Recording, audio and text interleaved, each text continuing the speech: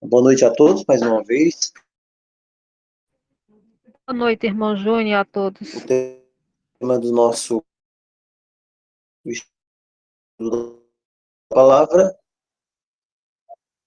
Boa noite, Jaqueline. Seja muito bem-vindo mais uma vez. Eu queria ter você aqui. Conheceu e predestinou. Voltamos mais uma vez ao nosso tema relacionado à predestinação. Ontem nós não pudemos ver esse tema, nós voltamos, né, por um motivo especial, lá para Apocalipse 11.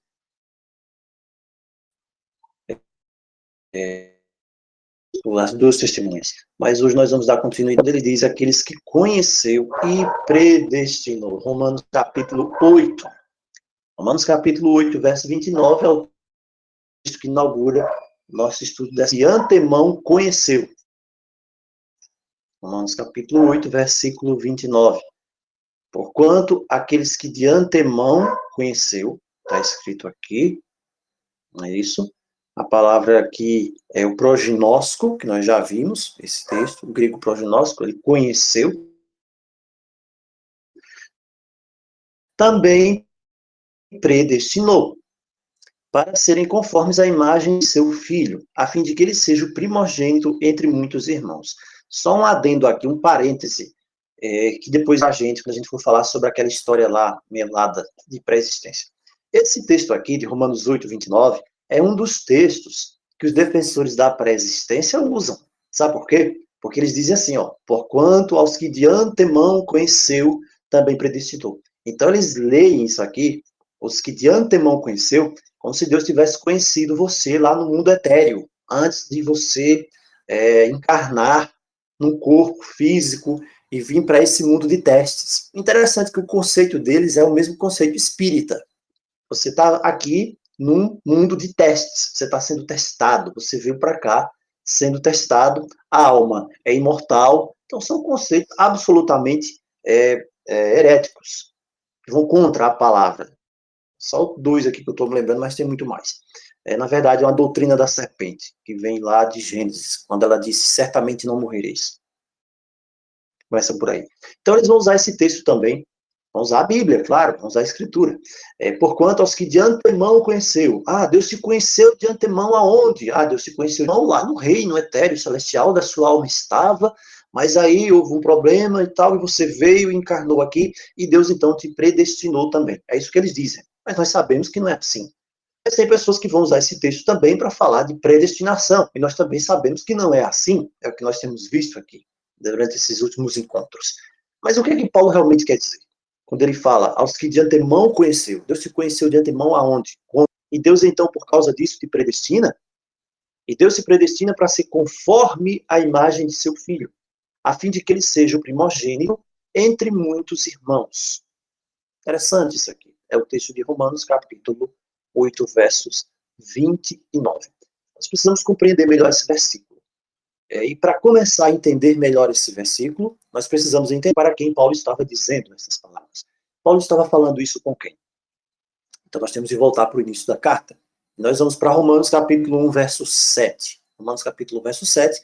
Nós então entendemos aqui para quem Paulo estava escrevendo essas palavras. Em Romanos 1, 7 diz, a todos os amados de Deus que estáis em Roma, chamados para ser santos. Outra coisa também, que me deixou chateado com aquela Bíblia, essa Bíblia versão israelita, essas Bíblias aí recentes que surgiram, Bíblia israelita, Bíblia judaica, Bíblia, sei lá, essas Bíblias assim, essas versões. O que é interessante, o pessoal trocou lá o título, né? E a Epístola aos Romanos não é Epístola aos Romanos, é Israelitas em Roma. Para que isso? Por que isso? É um comentário lateral que eu estou fazendo aqui, porque isso me incomodou. Por quê? Então quer dizer que quem está em Roma, mesmo que fosse um gentio, que Paulo tivesse escrevido a carta aos romanos, Paulo não escreveu para essas pessoas. As pessoas para quem Paulo escreveu foram israelitas em Roma, ou seja, era um israelita que estava em Roma. É só um comentário para que você possa pensar algumas coisas com relação a isso. Não vamos entrar nesse ponto, não. Mas, veja, Paulo diz a todos os amados de Deus, todos os amados de Deus que estáis em Roma. Quando Paulo usa essa expressão aqui, aos que de antemão conheceu, É claro que Paulo está se referindo a um grupo de pessoas. A expressão aqui é aos que de antemão conheceu. Então, Paulo está dizendo que Deus, na sua presciência, ele conheceu. É o prognóstico. Bom, antes, um grupo de pessoas que aceitaria a sua palavra. Esse grupo de pessoas, a palavra, ele então é predestinado, ele é direcionado. Predestinar não é obrigar, não é colocar a pessoa num caminho, ser a sua vontade. Deus não trabalha assim.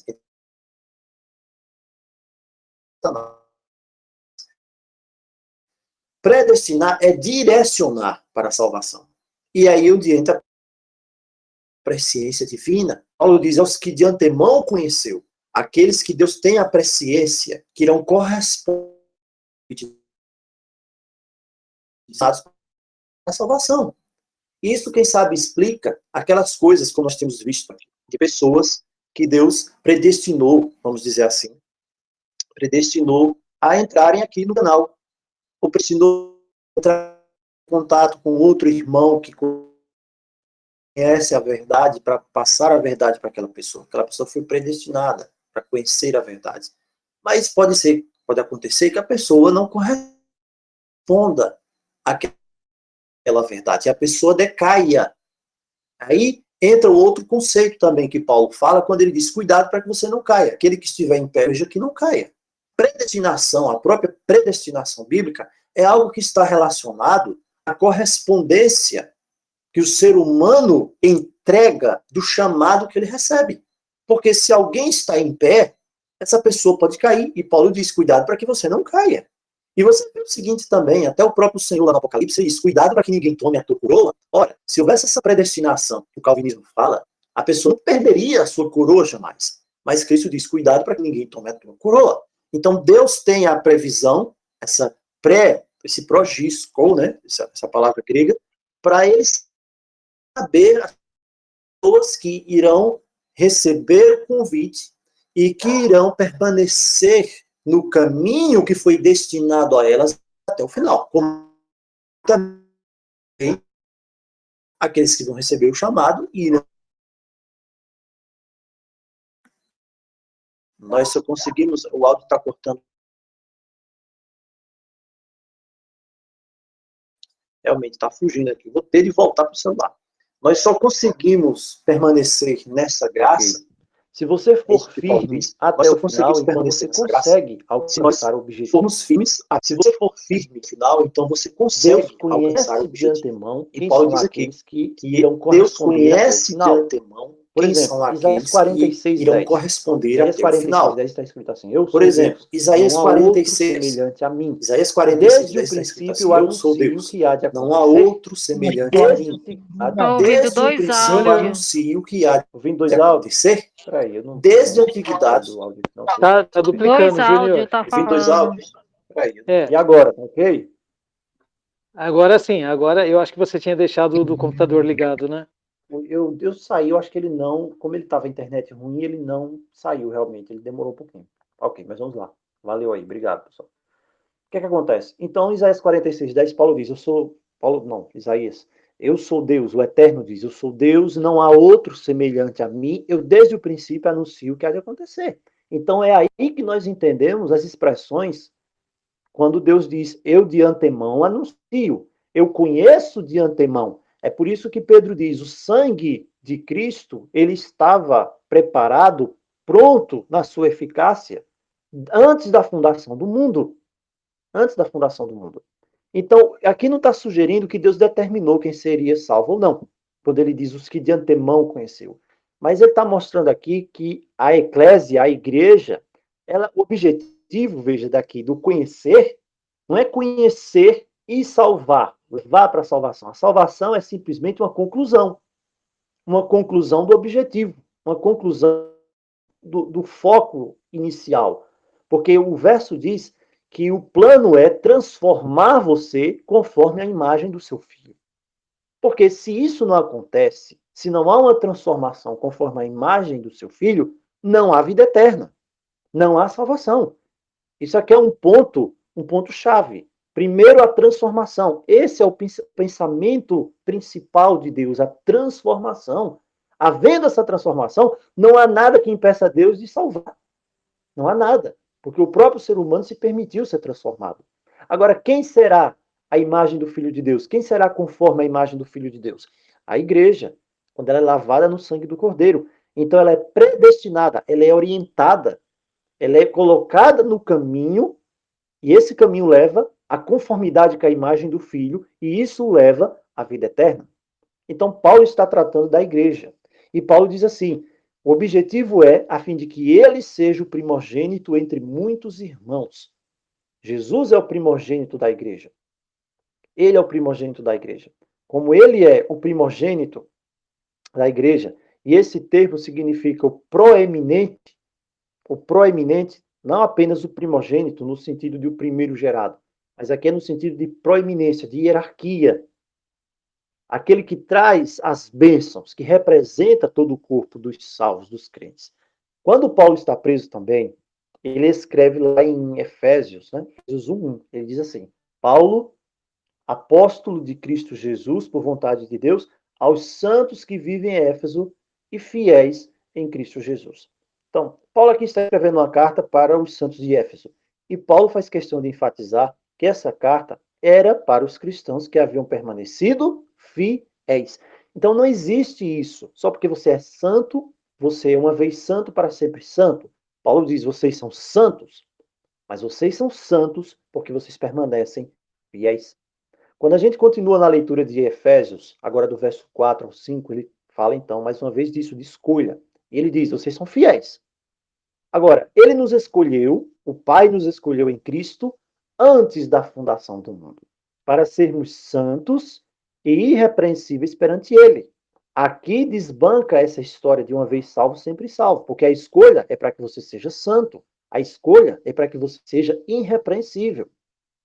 E Paulo diz: e em amor nos predestinou. Quando você lê a palavra predestinou, você pensa o seguinte: e em amor nos direcionou. Nos direcionou para ele, para a adoção de filhos, por meio de Jesus Cristo, segundo a bondade da sua vontade. O que é interessante aqui notar é que Paulo fala que ele era parte disso. E ele diz: nos escolheu. Porque Paulo se sentia parte desse povo. Paulo não podia pensar que estava fora desse povo. Eu não posso pensar que estou fora desse povo. Eu não posso pensar que Deus trabalha fora do povo que ele predestina, que ele orienta, que ele destina. E Paulo diz: assim como ele nos escolheu, nele, ele nos escolheu antes da fundação do mundo. A igreja foi direcionada, foi pensada para existir de forma irrepreensível e santa antes da fundação do mundo, mas em Cristo. E Paulo diz no verso 5: nos predestinou para ele, nos direcionou para ele. Esse é o sentido aqui. Então, quem é que está predestinado para Cristo? A igreja. Ele compra a igreja. A igreja, como nós sabemos, não é nenhum templo religioso, nenhuma organização religiosa com CNPJ, uma instituição. A igreja está predestinada para Cristo. Ele compra a igreja com seu próprio sangue. Então, ela é a noiva do Cordeiro. Como ela é a noiva do Cordeiro, ela está destinada ao Cordeiro. Está predestinada para ser entregue. Ela está no caminho para se encontrar com seu noivo. Por isso que no verso 4, Paulo diz: assim como nos escolheu nele. O que é que isso significa? Significa que a igreja foi escolhida porque ela é o corpo de Cristo, ela pertence a Cristo.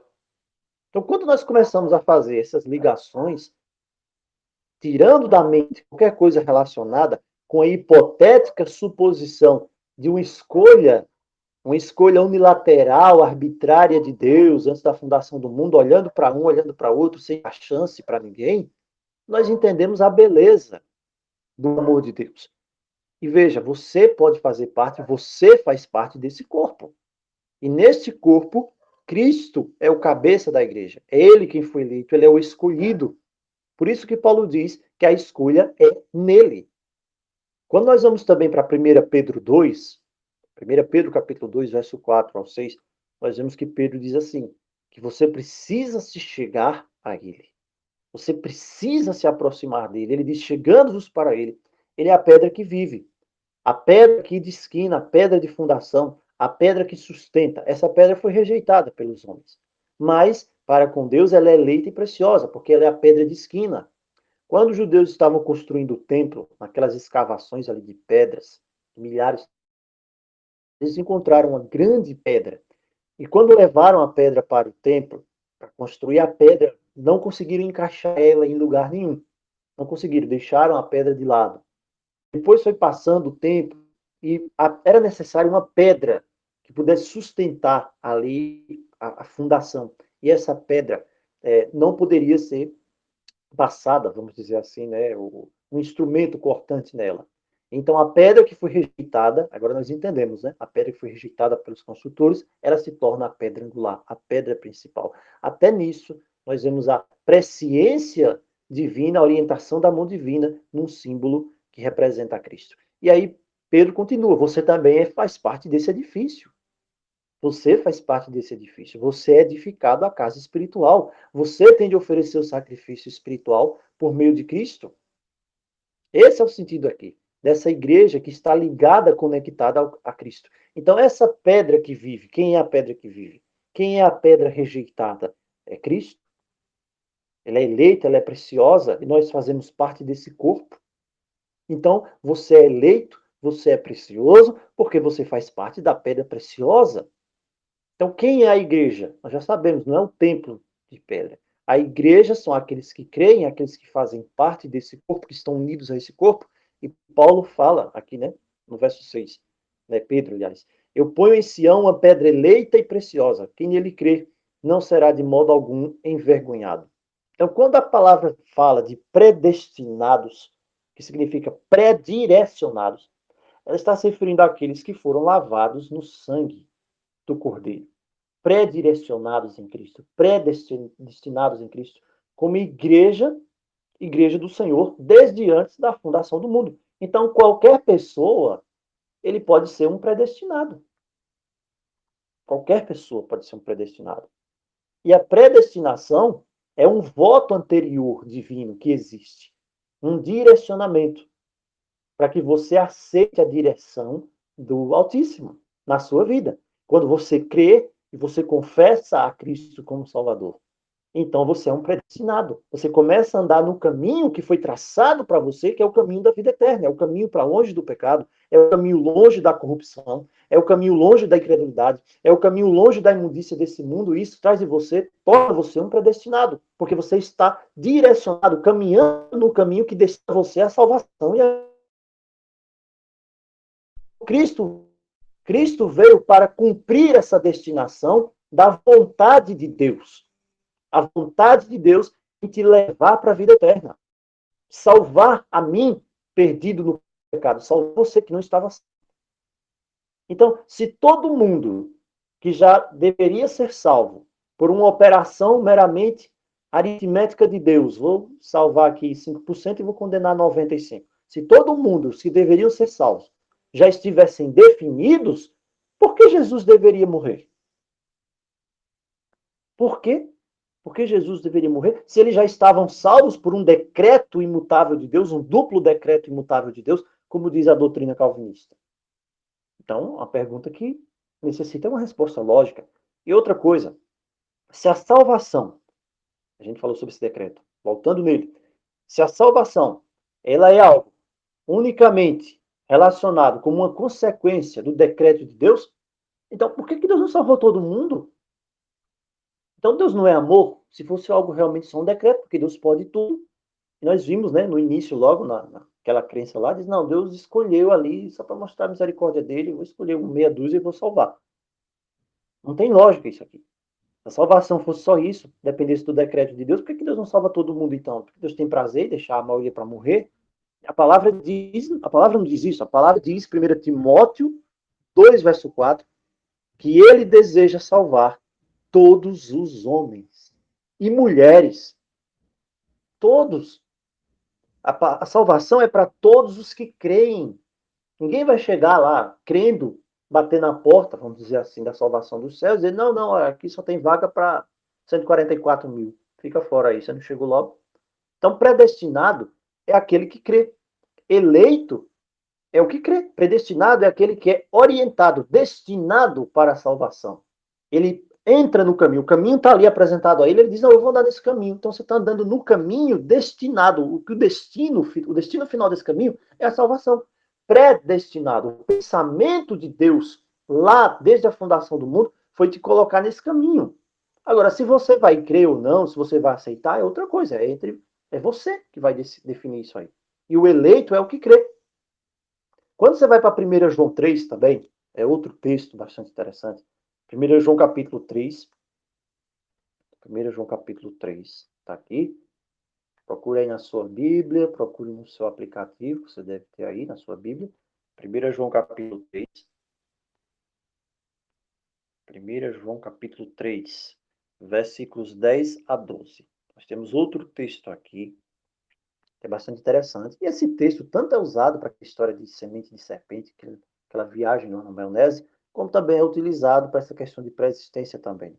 Nossa, não tem nada a ver. 1 João 3, 10 a 12. Nisto são manifestos os filhos de Deus e os filhos do diabo. Todo aquele que não pratica a justiça não procede de Deus. Também é aquele que não ama seu irmão. Porque a mensagem que você ouviu desde o princípio é esta, que você ame uns aos outros, que nos amemos uns aos outros. Não segundo Caim, que era do maligno. Ah, Caim era do maligno, era filho da serpente. Cada coisa, né? E assassinou seu irmão. E por que o assassinou? Porque as suas obras eram más e as de seu irmão justas. 1 João 3, versos 10 ao 12. A doutrina lá do João Calvino, ela explica esse texto mais ou menos assim. O que ela quer dizer? O calvinismo diz assim: os filhos de Deus são os predestinados para a salvação. Você é predestinado. Então. Enquanto os filhos do diabo são os destinados à perdição. Então, segundo o calvinismo, Caim ele já teria nascido destinado à perdição. E por isso matou seu irmão Abel. O pessoal que crê na semente da serpente, né, nessa viagem na maionese de semente da serpente, que é uma heresia, não, Caim, além de ter sido destinado à perdição, ele também era filho mesmo do diabo, né? É uma coisa absolutamente sem nexo. Ok, mas vamos ficar aqui no calvinismo. Eles dizem que em Caim, descendem todos os filhos da perdição. Então, Faraó era filho de Caim, na descendência de Caim. Judas, Herodes, todo mundo lá. Está na mesma mala do Caim, na mesma caixa do Caim. Então, hoje existem duas sementes no mundo. A semente do bem e a semente do mal. Interessante que o calvinismo ele fica basicamente na linhagem espiritual. Notaram isso aqui? O calvinismo ele fica na semente espiritual.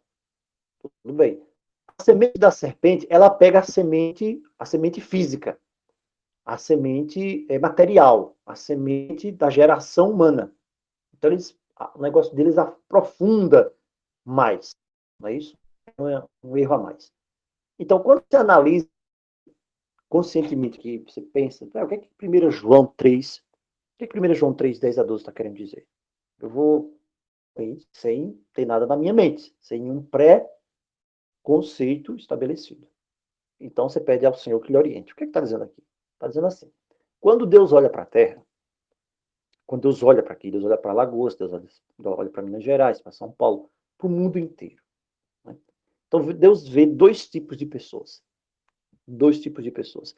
Deus vê as pessoas que estão salvas em Cristo, pela fé, que estão no caminho destinado à salvação, né, predestinados, e aquelas pessoas que não estão neste caminho predestinado à salvação. Todas essas pessoas que creem e confessam que Jesus é o Senhor, elas estão salvas. É o que diz a palavra. Atos 2:21. Todo aquele que invocar o nome do Senhor será salvo.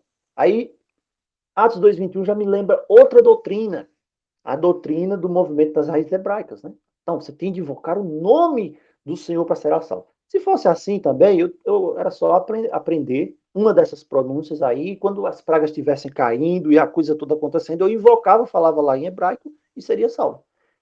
Ou então eu passaria a minha vida inteira sem crer em nada em Deus, e quando chegasse na hora eu invocava o nome do Senhor e seria salvo. Claro que não é isso que a palavra está querendo dizer.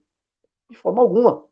Invocar o nome do Senhor só invoca quem mantém intimidade com o Senhor. Lembram lá daqueles 4 rapazes lá, filhos do sumo sacerdote, do Seva lá? Eles foram invocar o nome de Jesus, eles falavam o hebraico com certeza, e o demônio foi e deu uma surra neles, porque não tinha conexão, eles não tinham conexão. Eu te conjuro em nome de Jesus a quem Paulo prega. Levaram uma surra.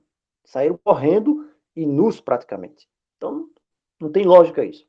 Então, João 3,16 diz: Deus amou o mundo de tal maneira que deu seu Filho unigênito para que os predestinados, não, para que todo aquele que nele crê. O envio do seu Filho ao mundo é uma oferta de graça. É o cumprimento do pensamento eterno que nasceu nos dias da eternidade.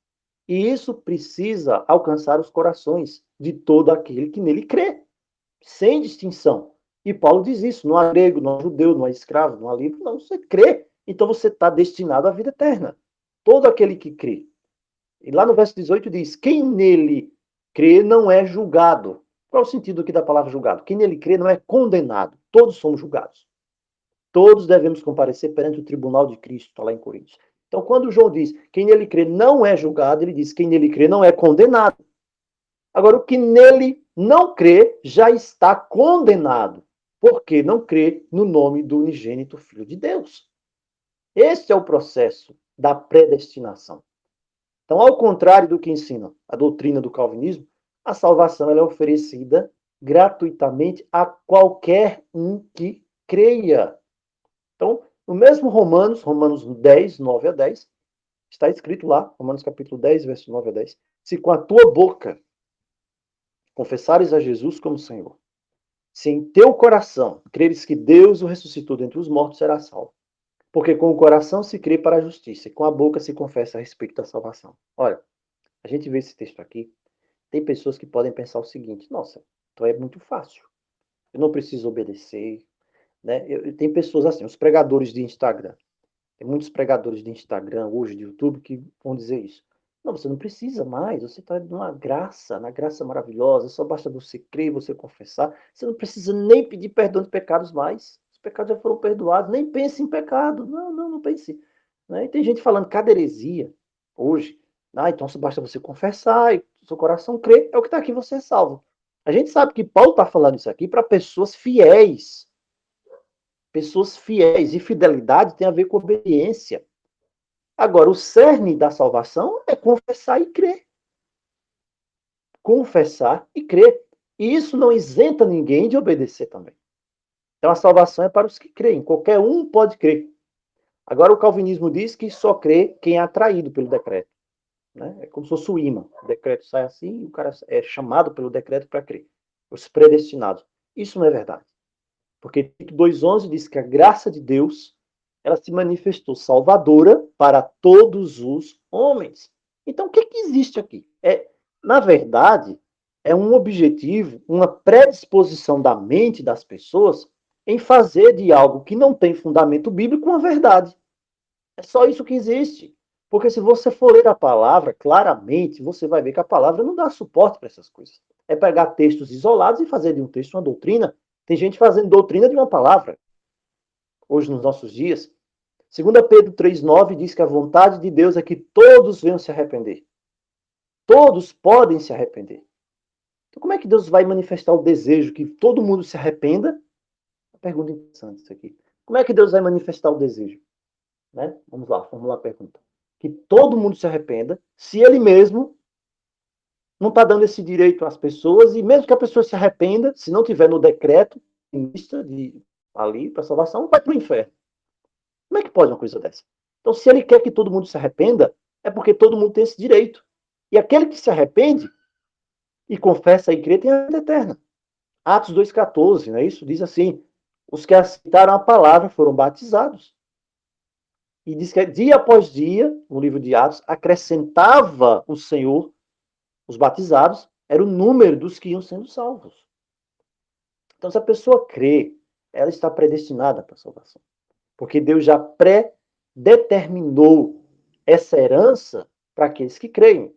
Por isso que Efésios 1,4 diz: assim como nos escolheu nele, antes da fundação do mundo. O plano de salvação é antes da fundação do mundo. Não é um pensamento posterior. Já pensou? Deus cria o homem, Adão, Eva, de repente Deus olha ali, a serpente aparece e diz: o que vai acontecer aí? Aí de repente a serpente vai e faz aquela coisa toda, Ainda tem gente que crê, né? Na semente da serpente. E aí o homem cai e Deus diz, e agora? O que é que nós vamos fazer? O interessante é que o pessoal que crê na doutrina da Trindade, né? Pensa que aí Deus está ali os três, aí diz, e aí, o que é que a gente faz? Aí um olha para o outro e diz, e aí? Vamos fazer algum plano, né? Não foi assim.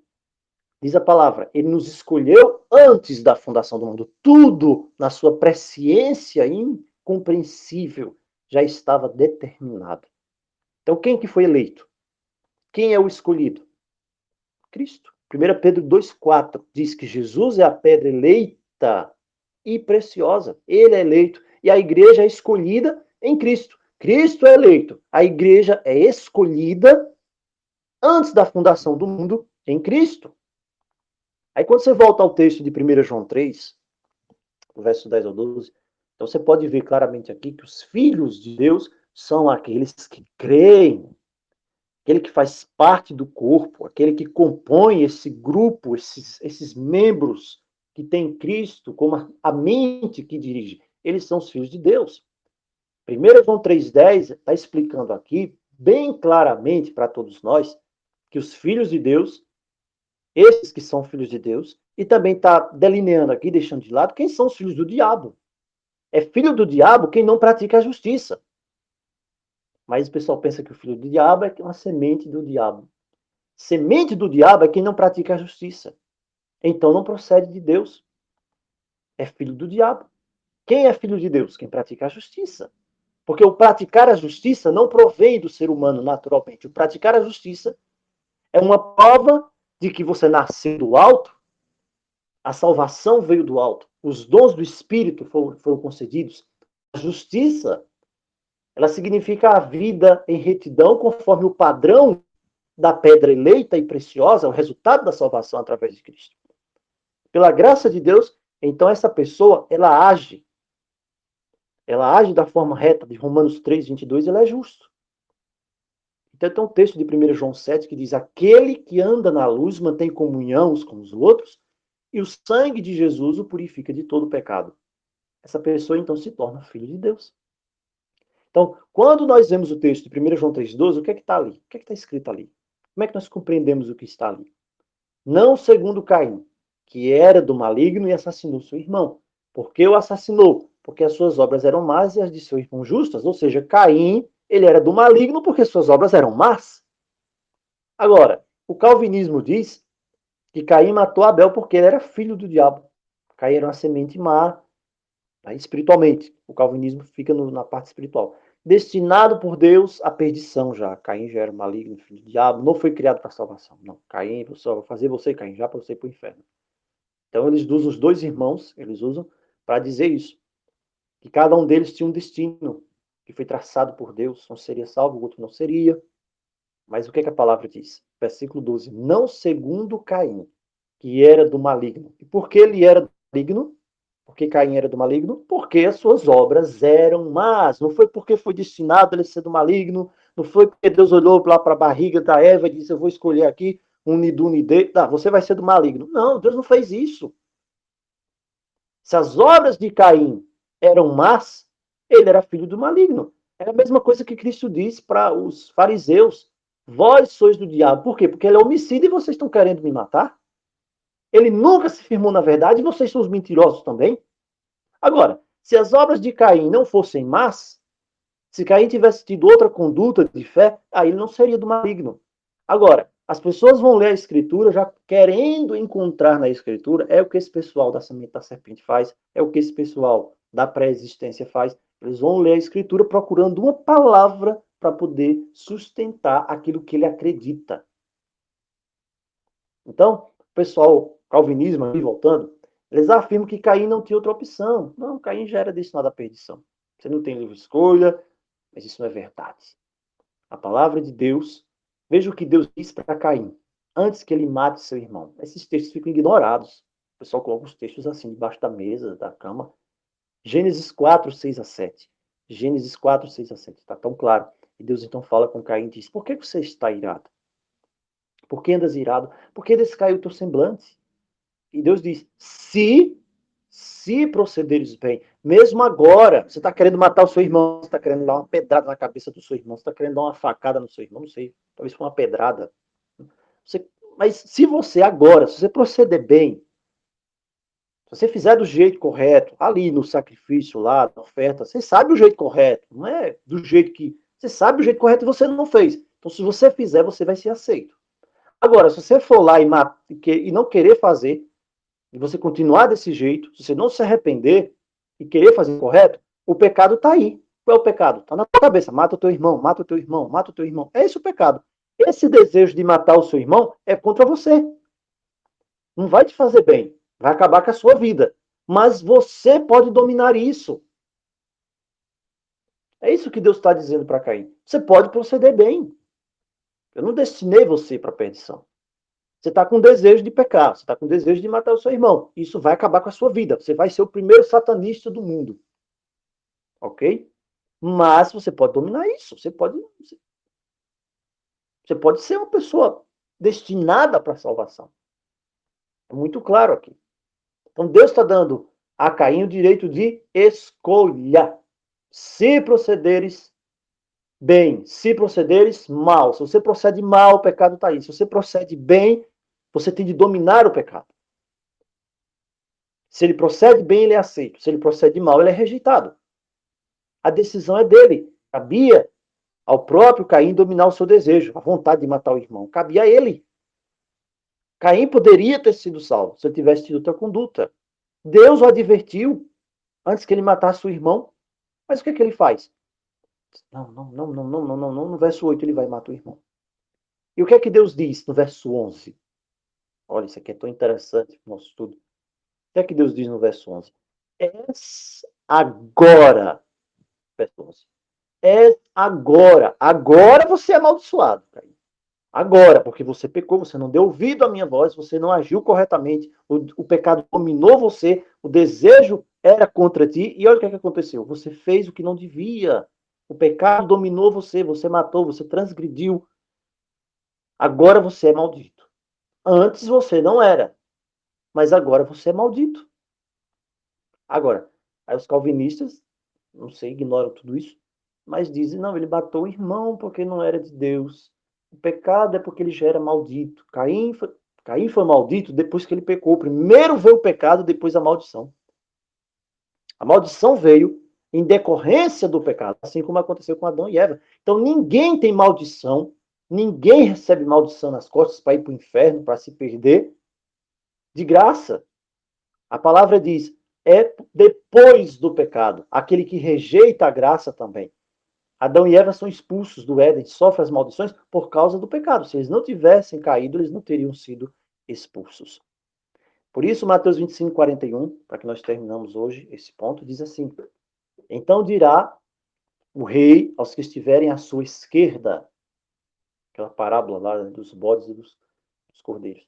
Dirá também o rei aos que estiverem à sua esquerda: apartai-vos de mim, malditos, para o fogo eterno, o fogo de consequências eternas. Veja, o fogo já está preparado, mas ele foi preparado para quem? Para o diabo e para os seus anjos. Deus não preparou um fogo de antemão para ninguém. O inferno não foi preparado pensando em homem algum, senão para o diabo e para os seus anjos. Então, nós finalizamos por aqui esse tema tão interessante. Ainda há outras coisas, né, que nós podemos ver. A gente tem ainda alguns assuntos para poder ver, alguns textos. Nós poderíamos ver amanhã também. Mas é basicamente isso aqui: livre-arbítrio, salvação, nascer de novo. E é isso. É o que a palavra nos diz. Nós finalizamos por aqui. Que Deus nos abençoe e nos fortaleça na sua palavra. Em nome de Jesus. Amém.